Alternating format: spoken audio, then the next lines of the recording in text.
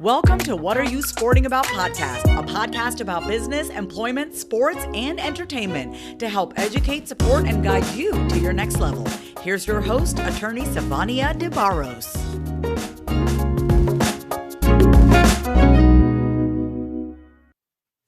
Hi guys, it's Sivonnia DeBarros, the protector of athletes here. And today I have Gary Santaniello on the line today, who is a freelance journalist and has written a lot about sports. So welcome to the show today, Gary. Thank you very much, Sivonnia. Glad to be here. I'm so happy that you joined me. So I ran across one of your articles about Black Girl Hockey Club and how they are trying to integrate these hockey seats and aiming next for the C-suites. And this was a story that you did in the New York Times. So can you tell me a little bit about that and how you got a hold of that story? Well, I do a lot. I'm a freelance journalist, and I do a lot of hockey for the New York Times. And well over a year ago, for some reason, the only thing I do on Twitter is hockey. And for some reason, I noticed I was being followed by the Black Girl Hockey Club.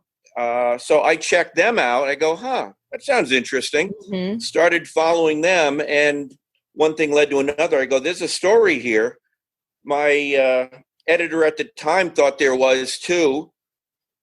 Last February, I went down to one of their meetups in Raleigh. The story was all set to run back in early March. Mm-hmm. The coronavirus got in the way, and finally we got it to run a few weeks ago.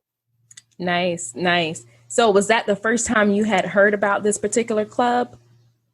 It was. And this would have been not that long after Renee started it. Okay. So I've kind of followed their progress for, basically it's been 2 years since Renee started it. I've probably been following them for at least a year and a half. Okay. Now, so hockey is not a predominantly racially integrated sport. So when I saw this article, it's so amazing because it put me in the mind of NASCAR and how a lot of their racers had come up and out speaking against racism and the social injustices that have been taking place. COVID-19 put people almost in a bubble to where they had to sit down and listen and truly look at everything that's happening around them. And so a lot of people, even in sports that are not super racially diverse, has taken a stand to really, say, look, we are not condoning this type of behavior. So to see someone who's taking action in a sport that's not racially diverse, although it's not in the aspect of the athletes themselves, but also doing things around that sport is also important. So this is amazing. So what impact has it had, this particular organization in its 2 years since it's formed? Well, and all the credit goes to Renee. Her idea was a pretty simple one at the beginning. She goes, I like to go to hockey games, but there aren't many women like me there. Mm-hmm. So she sent out a message on social media saying, anyone else out there like me? And I think she was stunned by how many responded, not by the responses themselves, but how many Black women and then women of color and even white women across the country understood what she was talking about. Right. And, very quickly she was able to build this network, which probably,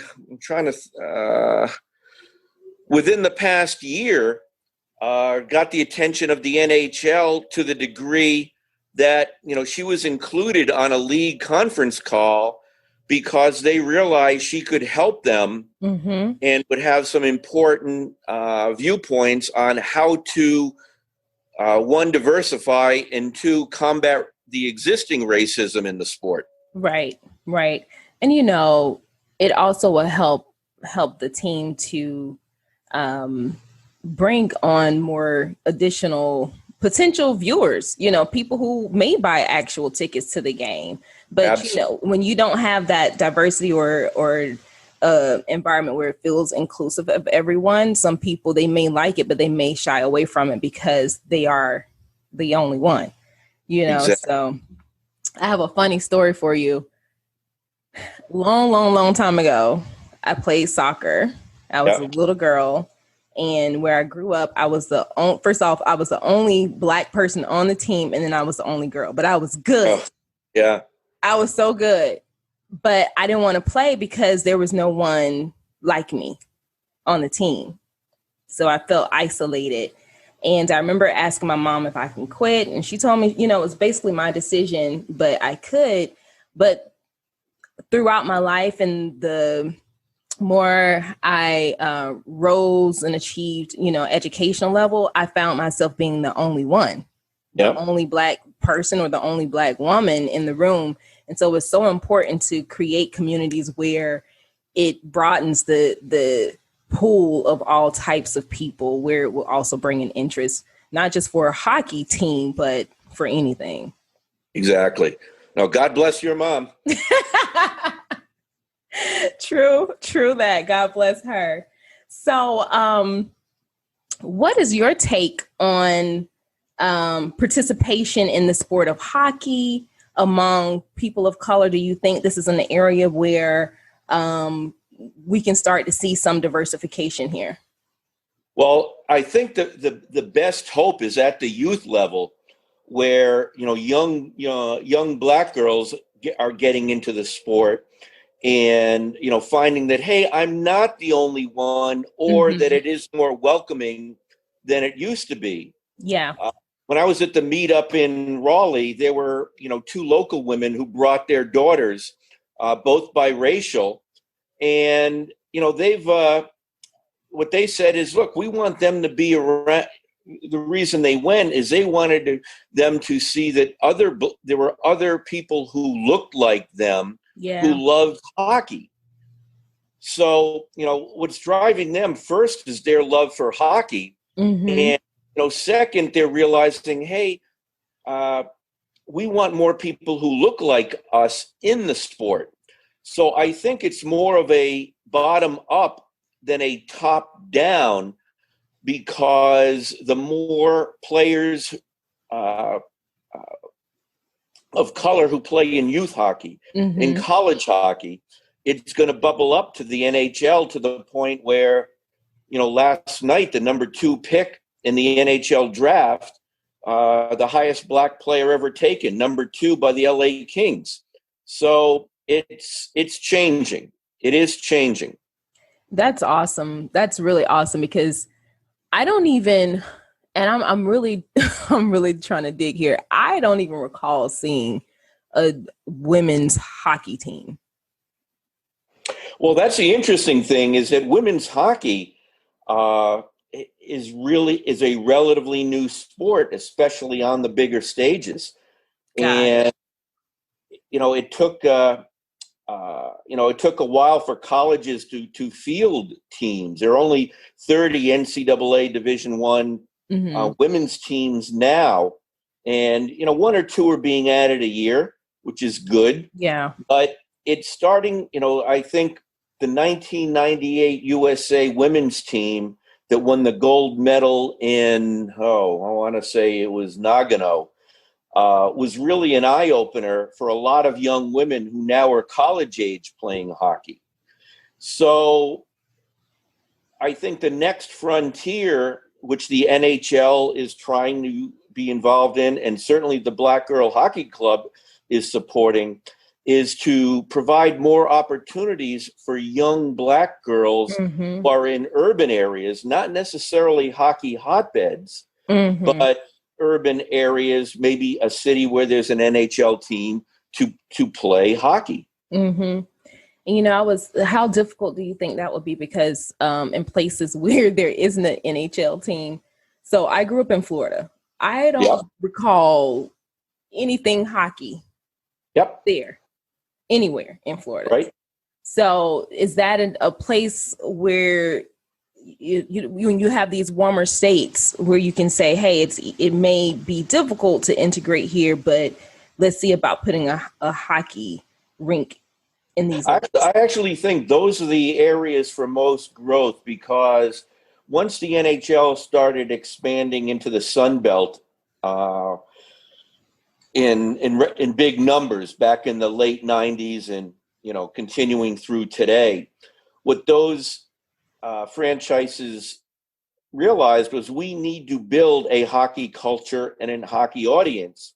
So they became very involved in building more rinks, getting more kids involved in youth hockey so they could take their parents to games. Mm-hmm. So you've seen tremendous growth in places like South Florida, the Tampa area, Dallas, Arizona. The Carolina Hurricanes have a tremendous youth program, whereas, you'd say hockey in Raleigh, North Carolina, but, they're at they're right up there with one of the top 5 or 6 emerging markets for hockey and for youth hockey. That's amazing, because I did not know that. Yeah, Pittsburgh is a great market, but in particular, they are finding that within their arena is on the edge of an urban area, and for anyone who wants to play hockey in that area, let alone little girls, the closest hockey rink is about 20 miles. Yeah. So they're trying to work to get rinks located in areas where they traditionally haven't been. Yeah. And where it'd be easier too say if you have a working class family where both parents are out of the house for extended periods of time, you want the children to be able to commute there through public transportation, safely to get to places. So no, that's huge. That's huge. I just never had thought about with this Black girl hockey club before I saw it. I'd never thought that it was a sport really for Black people. I'm just being honest, because the Black athletes who do play hockey, normally you don't see that. You don't see an inclusive environment around them, so you don't think that the fans themselves would also be included in the game. And that's what Renee and many others like her found. Like, talking to Renee, she'd go to a game, didn't see many Black people of color. People of color, but she also would hear comments like, not just, "Hey, what are you doing? What are you doing here? Why are you at a hockey game? Right. Shouldn't you be at Celtics aren't playing here." Those kind of things. And, that was her desire to go to hockey was greater than being put off by that environment. Yeah. So that's why I think so many chapters of the Black Girl Hockey Club arose, because, women wanted to go to hockey games, but they wanted to feel comfortable. Right. And so these meetups provided them an opportunity to do that, and showed NHL hockey clubs, hey, this is an important part of make them feel welcome.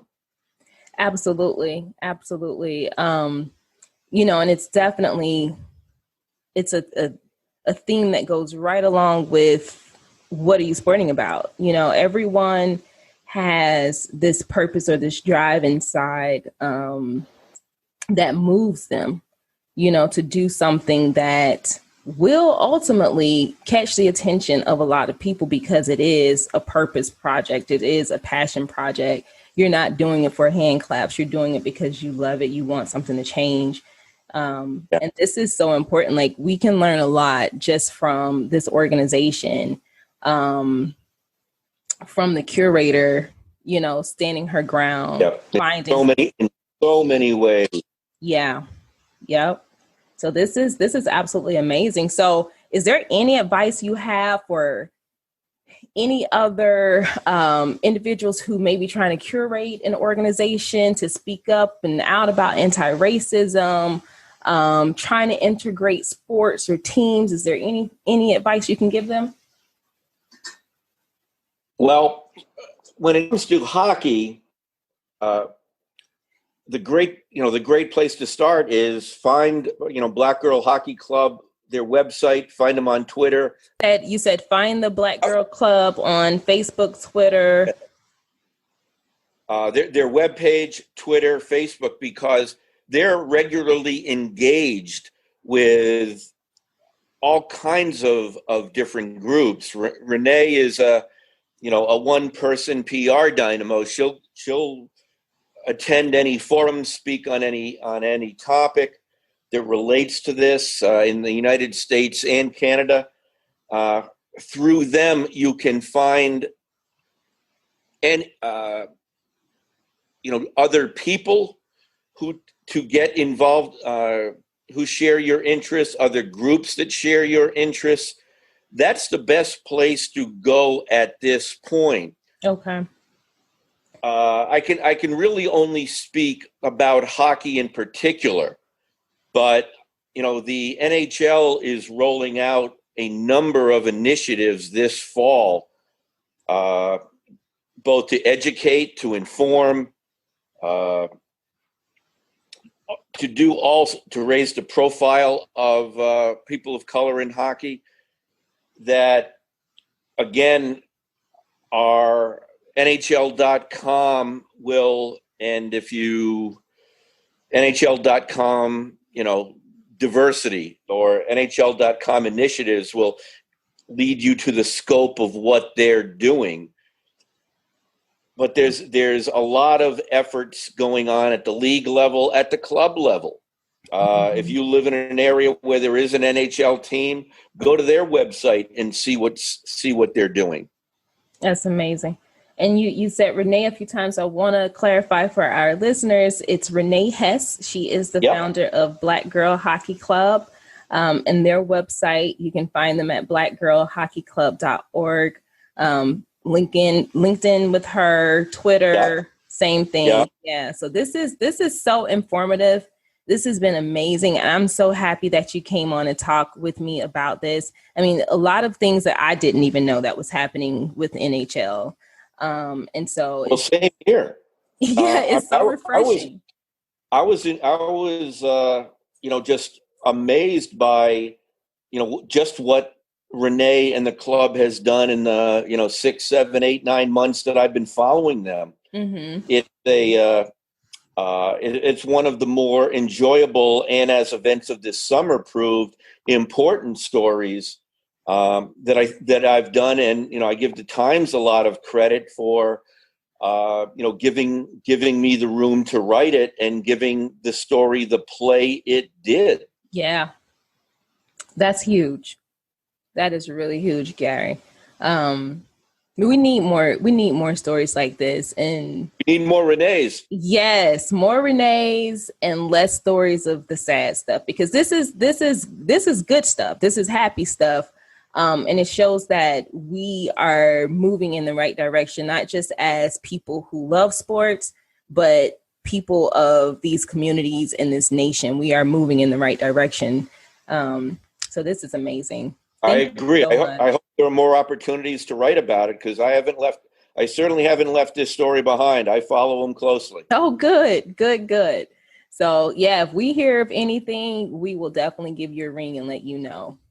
Okay. And it's easy to find my contact information through the story links on the Times. And if I can help anyone in any way or point them in the right direction, I'm more than happy to do it. We so appreciate you, Gary. Thank you so much again for coming on. And this will wrap up our time together. And I look forward to connecting with you further.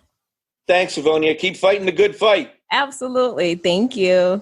Take care. Thanks for joining us this week on What Are You Sporting About podcast. Make sure to visit our website, prosportlawyer.com, where you can subscribe to the show in iTunes, Stitcher, or whatever your favorite platform is, so you'll never miss a show. And while you're at it, if you found value in the show, we'd appreciate a rating on iTunes or iHeartRadio. Or if you'd simply tell a friend about the show, that would help us out too. If you like the show, you might want to check out our book, What are you sporting about? Attorney Sivonnia DeBarros is available for private consulting at sldebarros.com. And remember, we're here to educate, support, and guide you in your journey to success because we're all sporting about something.